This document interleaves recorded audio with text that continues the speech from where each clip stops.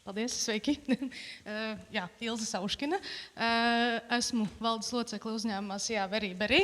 Atbildu vairāk tieši par eksportu, mārketingu, tirzniecību un lietpratēju. Ceru, cik zinu, tik izstāstīšu par lauksaimniecības lietām. Bet jā, šodien sākšu ar nelielu tādu ieskatu par to, kas mēs esam. Tiem, kas īsti nezina mūs, mēs esam ģimenes uzņēmums, kurš savu darbību uzsāka 1997. gadā, kā lielogu dzērveņu audzētājs.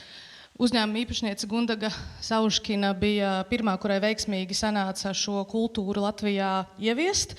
Un, jā, lielogu dzērvenēm klāt arī tagad audzējam mellenes, avenes, kazenes un pīlāģus. Diemžēl ir tā, ka bioloģiska saimniecība gan mums nav, bet esam tajā virzienā, par to nedaudz arī vēlāk pastāstīšu. Un tad tālāk attīstība bija, ka 2005. gadā mēs uzcēlām sulu ražošanas cehu, jo pašā sākumā tās dzērvenes lielogu īsti nebija Latvijā pazīstamas, un liela daļa no izaudzētajām ogām vienkārši nebija kur likt. Un, lai neietu postā, nolēmām ražot sulas. 2010. gadā savukārt tika izveidots zīmols Berī. Pirms tam mēs darbojāmies ar zīmolu Lauki, kas īsti nebija eksportspējīgs, un domājot uz priekšu par nākotni, sapratām, kad ir jātaisa eksportspējīgs zīmols, un tapa Berī putniņš. Tanī 2010. pirms zīmola rašanās vēl cilvēkiem taisījām fokus grupas un aptaujas par to, vai mūs pazīst vai zina, un visi zināja tikai tās pudelītes, kur tās sulas ir iekšā. Līdz ar to zīmols Lauki neaizgāja, bet Berī gan. Šobrīd esam viens no lielākajiem dabīgo sulu ražotājiem Baltijā, un, kā jau es minēju, turpinam audzēt gan dzērvenes, mellenes, avenes, kazenes un pīlāģus. Šogad, 2026. gadā, uzbūvējām jaunu ražošanas cehu gāzētajiem dzērieniem, kur piekdien arī būs mums lielā atklāšana ražošanas ceham un jaunajām saldētavām. Tā kā augam un attīstamies. Par ogu audzēšanu vairāk, mums tas uzņēmums principā dalās divos lielos virzienos, kur viena puse ir lauksaimniecība. Mums ir 20 hektāri lielogu dzērvenēm, dārza mellenes un krūmmellenes kopā ir 12 hektāri. Avenes audzējam tuneļos, kopējā platība šogad būs 1 hektārs, kazenes pavisam maz, bet arī stādam klāt šobrīd 0,02 hektāri un pīlāģi 0,9 hektāri. Un otra lielā daļa ir dzērienu ražošana, kur mums šobrīd ir attiecīgi 6 kategorijas, 100% sulas, morsi, funkcionālie dzērieni, sulas bērniem, sīrupi un dabīgie gāzētie dzērieni, jeb fizīdrinki, kuri mums aprīlī tiks palaisti tirzniecībā, kam arī tika uzbūvēts jaunais ražošanas cehs. Ļoti liels procents jau šobrīd mums ir arī industriālā ražošana, ko mēs nodrošinām produktu citiem ražotājiem, gan tepat Latvijā, gan eksportā, kur izmantots mūsu 100% sula vai sīrups tiek citu produktu ražošanai. Runājot par certifikācijām, jau no pašiem pirmsākumiem mums ir Global GAP certifikāts, kas ir integrētā audzēšana. Pēc veikala pieprasījuma arī Global GAP atzars GRASP. Pagājuši gadu izgājām beidzot ilgi gaidīto rūpēto FSSC certifikāciju. Un ir mums arī bioloģiskā, kas attiecās uz produktu pārstrādi. Tas ir tas par certifikātiem. Kopumā mēs šobrīd strādājam, angliski ir ielicies, ar 15 dažādām ogām. Visas iepērkam Latvijā, protams, ka izņemot ķirsi, jo Latvijā, diemžēl, ķirsi nevar neviens nodrošināt, bet visu, ko varam, iepērkam Latvijā, vēlams bioloģisku, diemžēl. Ko lūdzu? Latvijā bioloģiskās ogas ir viennozīmīgi visa cidonija, aronija, upene, daļēji,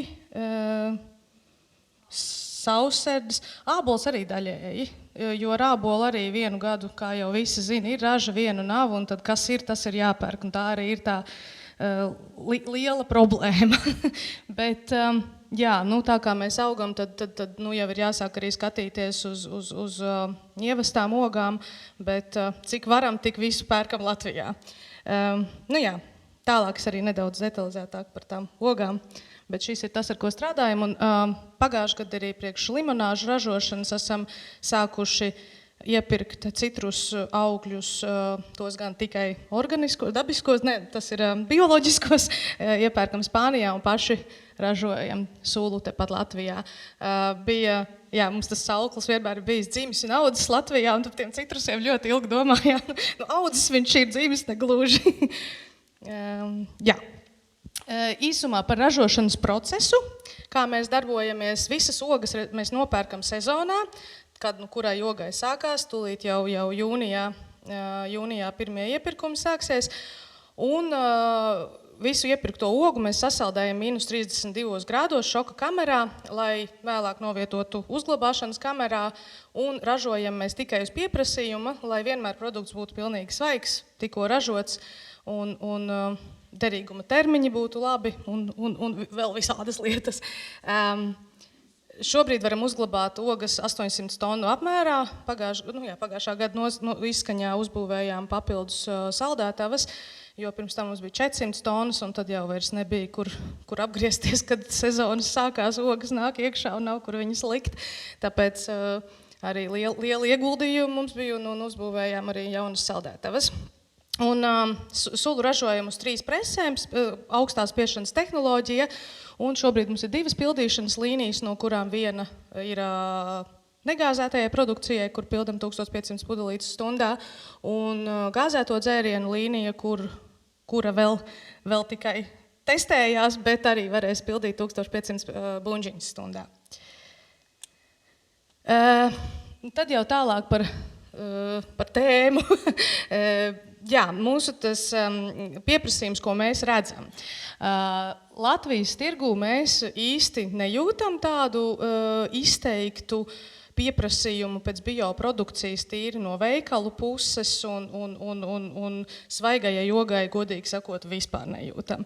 Kas arī ir diezgan interesanti, bet es domāju, ka tur diezgan lielu lomu spēlē tas, ka mēs esam vietējais uzņēmums un mūs tomēr zina un produktu kvalitāte runā pati par sevi. Bet, kā jau es minēju, arī mēs ejam bio virzienā, par to nākamajā slaidiņā, bet tas, kas ir noteikti, mēs braukājam ļoti daudz uz startautiskajām izstādēm ar pārstrādāto produkciju. Skandināvijas tirgus viennozīmīgi ir ieinteresēts tikai un vienīgi bioprodukcijā, viņi vispār īsti neuzsāk sarunas, ja tev nav bioprodukts, un tā kā mēs ļoti aktīvi visu mūsu produkciju šobrīd mēģinam arī ražot. Līdz ar to mums ir ļoti lieli izaicinājumi, par kuriem arī bišķi vēlāk par to, kā sabalansēt bioprodukciju un konvenciālo, jo ir tirgi, kuri nepieciešami tikai bioprodukciju, un tie ir tirgi, kuri saprot mūsu produktu un kuros ir viegli darboties. Kā pirmais piemērs varbūt Skandināvija. Un citās izstādēs, kur mēs esam bijuši arī, teiksim, Vācijā, Francijā, Spānijā, ļoti lielu tomēr gala vārdu nosaka cena, un partneri saka, ka viņiem galvenais iedod cenu, un tad es tev pateikšu, vai man vajag konvenciāli vai bio. Tā kā tas ir tas, kāda ir realitāte no mūsu skatu punkta. Es pati arī braucu uz izstādēm, pati arī visus šos komentārus saņemu, un attiecīgi tālāk mēs attīstam produktu balstoties uz pieredzi, kas ir gūta izstādēs. Tāds ir pieprasījums, savukārt mūsu piedāvājums ir svaigajai produkcijai, kā jau es minēju, integrētā audzēšana. Mums ir, izmantojam ļoti daudz bioloģiskās prakses, bet dotajā momentā neesam certificēti. Par dzērieniem konvenciālā produkcija mums ir sulas sīrupi un bērnu suliņas. Problēma tur ir tiešām ar ogu pieejamību. Ja mēs nevaram visu kategoriju dabisko sulu līniju uztaisīt ar biosertifikātu, tad tur nav jēga vienu bioloģizēt, otru nē, un tur raustīties un skaidrot cilvēkiem, kāpēc tā un kāpēc ne tā. Bet liela daļa produkcijas ir bioloģiska, pat ja tur nav virsū bio zīmīte. Savukārt ar jaunākajām produktu kategorijām, kas ir funkcionālie dzērieni un šie gāzētie fizīdrinki, tā kā tie mums ir ļoti mērķiecīgi uz eksportu vērsti, tad tur mums jau ir bio pilnībā un tā arī plānojam turpināt. Nu jā, un tagad par tiem galvenajiem izaicinājumiem. Kāpēc svaigajā produkcijā mēs neesam vēl pārgājuši uz bio, jo problēma ir ar ražīgumu, birokrātiskajām problēmām un, protams, to gala cenu. Veikali noteikti Latvijā mums nav gatavi maksāt vairāk par svaigajām ogām un vienmēr problēma ir cena. Līdz ar to atbildi uz visiem jautājumiem ir, kad ja būs laba cena, tad būs plauktā, ja nē, Polijā arī ir daudz ogas.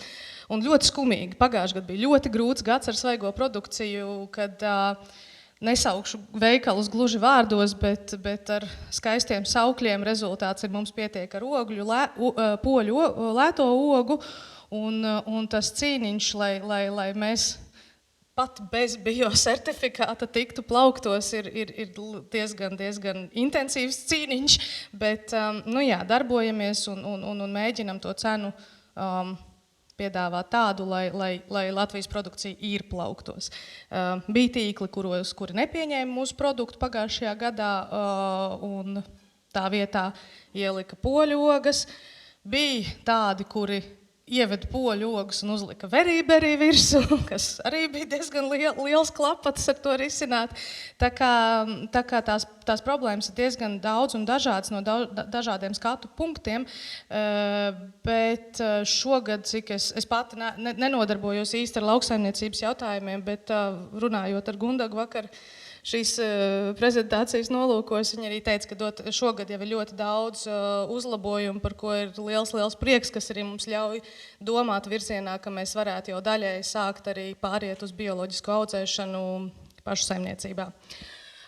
Kas attiecās uz dzērienu ražošanu, tad tur problēmas ir daudz lielākas, jo bioloģisko ogu, kā jau es minēju, tur cidonija, aronija un tās var dabūt Latvijā, bet pārējām ogām ir audzētāji, kuri, kā jau te tika minēts, pēc būtības it kā ir bio, bet nav certifikācijas, līdz ar to mēs to produktu nevaram tirgot kā bioloģisku sulu, un diemžēl esam spiesti skatīties uz ārvalstīm un iepirkt ogas citos tirgos, kas mums pašiem ļoti nepatīk, bet,